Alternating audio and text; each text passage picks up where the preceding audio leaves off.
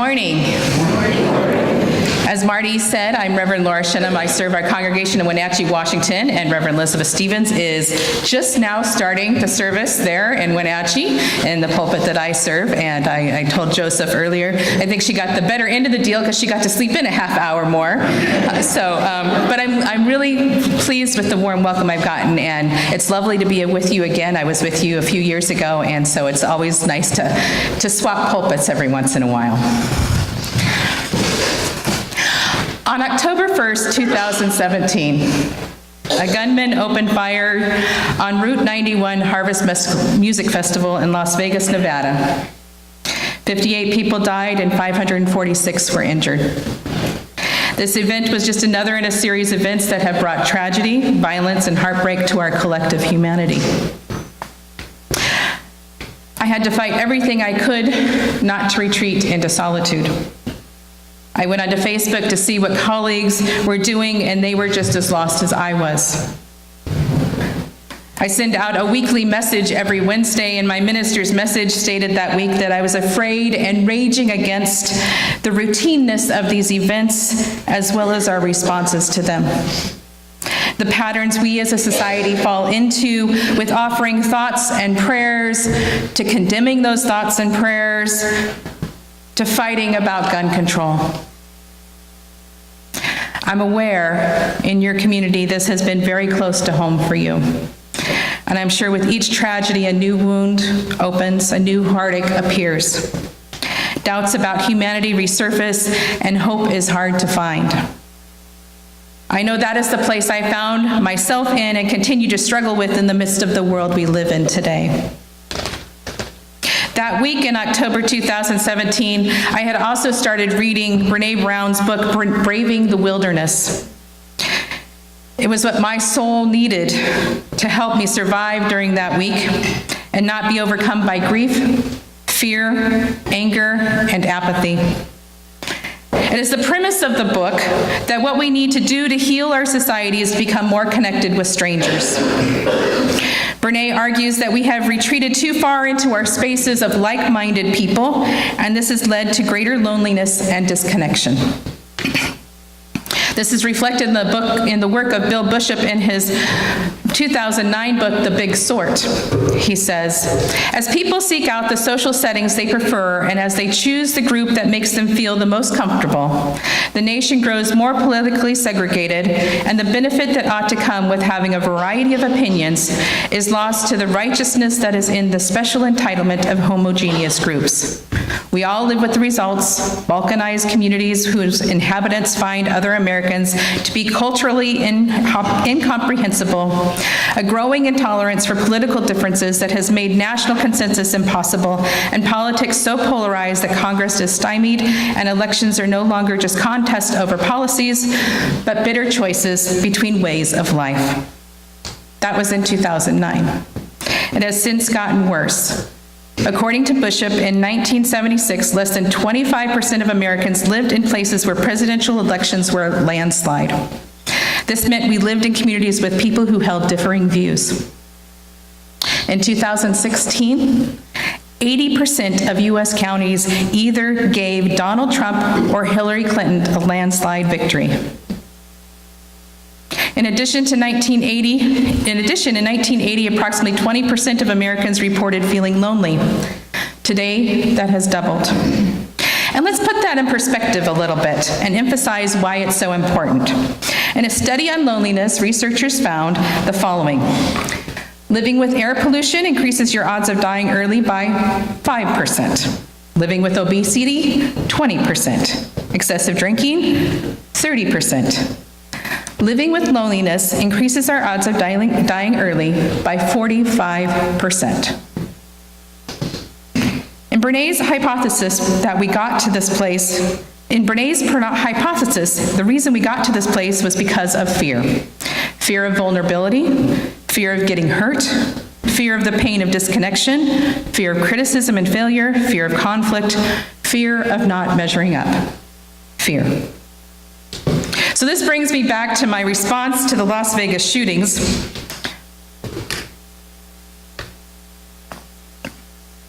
as I was reading Brené's book, I started to realize how paralyzed I had gotten. I had been asked several times over the past year to respond in public ways to the tragedies or rallies or vigils, and my name was becoming more and more well known by being in the paper as well as by word of mouth. And when I was asked to speak at the vigil in response to the events in Charleston, South Carolina in August, I was absolutely terrified. The fear that was being built in my being was paralyzing my ability to minister, to be present, and to connect. See, I had created in my mind this person or persons who own guns and were plotting to do me harm. It was reinforced by the shots I heard daily from the gun range only a few blocks away from my house. In October, I had to do something different, and Brené Brown offered a solution. I had to step into that fear, be vulnerable, and make connections with those I feared. I had to balance my doubts in humanity and search for some hope. So I asked people in my congregation to connect me to gun owners. I talked to gun owners in the congregation, that's where I started, a place of safety, as well as friends and relatives of people from the congregation. People ranged from casual gun owners to hunters to law enforcement to a lifetime member of the NRA and to a member of a local militia group. Again, I started with those I knew first and then worked my way to those I did not know at all. In each conversation, I made sure the person knew the following things. 1, I was talking with them to be curious and to listen. 2, I wasn't going to try to convince them of anything. I wasn't there to convince them. 3, I wanted to hear their history with guns and their solutions to gun violence. 4, I wanted them to know that I grew up with guns in my house because my father was a police officer and I was in the high school Army Junior Officer Corps, Junior Reserve Officer Training Corps, where I fired rifles. That's when high schools had gun ranges in their basements, and we would go down and we would do our shooting. Can you believe that? High schools with gun ranges in their basement.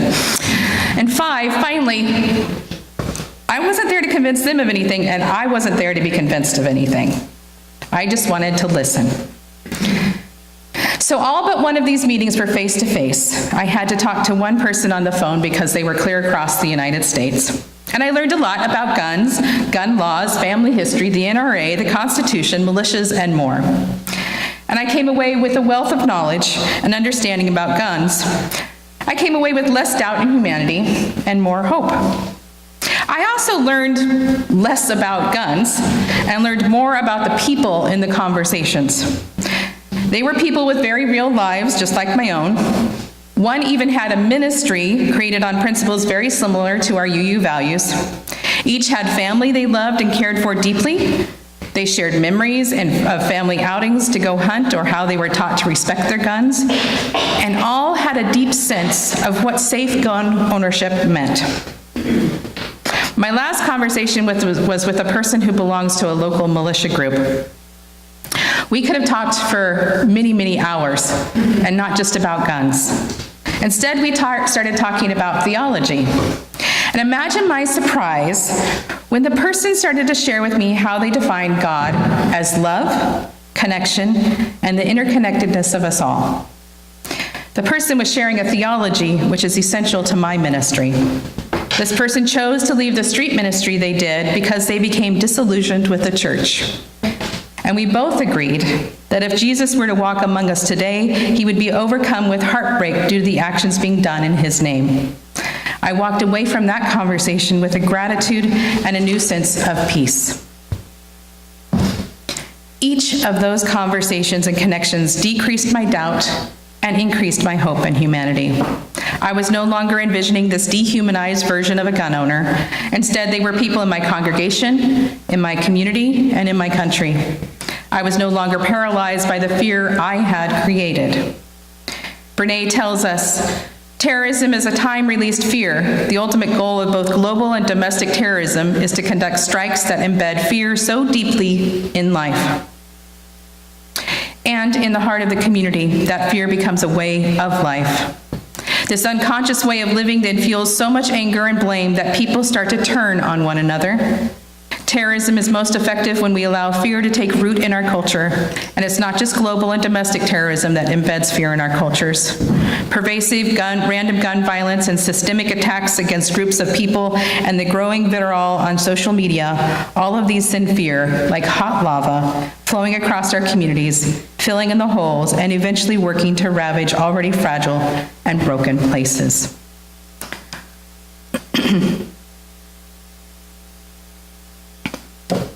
One of the tools that helps fuel this fear is when we start to dehumanize others. We take away the individual humanity of each person and put a label on them, or lump them into a group of people with a label. Not thump them, that wouldn't be nice.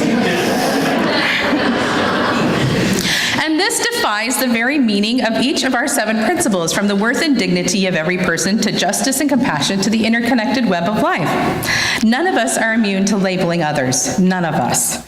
Some say it is how we have been able to survive as a species. However, when all we look at is a label, we are not challenging ourselves.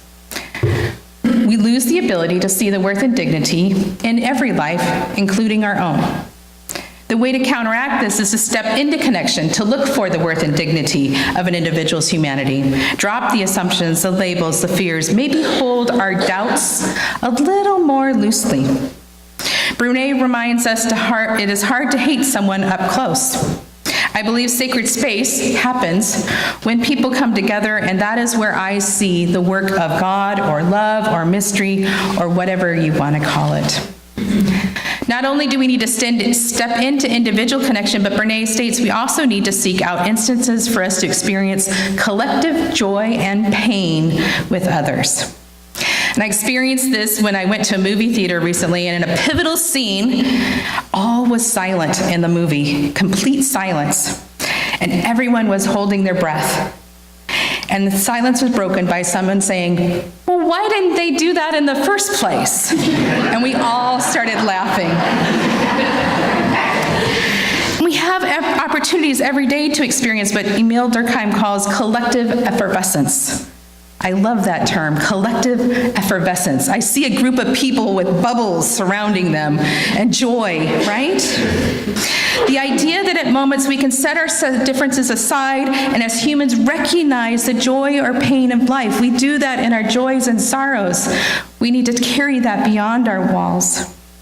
These moments can happen in the grocery store, on an airplane, at the opera or a concert, and it can happen between just 2 people or hundreds of people. We hinder our ability to step away from dehumanizing and into connection by relying on technology to be our major source of interaction. Social media increases the ability for people to dehumanize others and can be a breeding ground for any doubts we carry. Our phones and computers are used as crutches or blinders to keep us from seeing the other people around us. Before the movie that I was watching, I looked around, and a majority of the people had their phone out, looking at it, instead of talking to the person right next to them that they were with. So our phones. And I'm just as guilty of this. I know what my phone is going to tell me when I'm sitting on an airplane. I don't know what the person next to me is going to say. I know what the phone will do. I won't know what that other person will do. So I'm just as guilty. But this behavior leads to loneliness, fear, and disconnection. What if we changed the way we use technology and social media? What if we started using them as tools for deeper connection? Like setting up a coffee date or scheduling a time to talk to someone? What if instead of hiding behind our phones, we stepped into trying to connect with people throughout our day? What does it look like when we value real face-to-face human connection over what we might miss on our phone or on Facebook? In addition to changing our relationships with technology, what about going deeper in those conversations we have with one another, especially with those we have agreed to disagree with?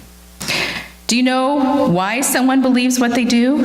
Whether it be about guns or liberalism or Trump or whatever topic you want to put forward? Search for one researcher calls the 8 whys.